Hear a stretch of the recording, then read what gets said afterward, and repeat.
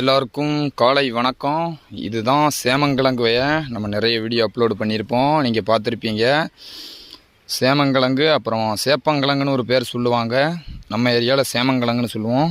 இப்போ என்ன பார்க்க போகிறோம்னா, இதோட நோய் எப்படி வரும் அப்படிங்கிறத தான் கண்டுபிடிக்க போகிறோம். உங்களுக்கு சொல்லித்தரேன், பார்த்துக்கிடுங்க.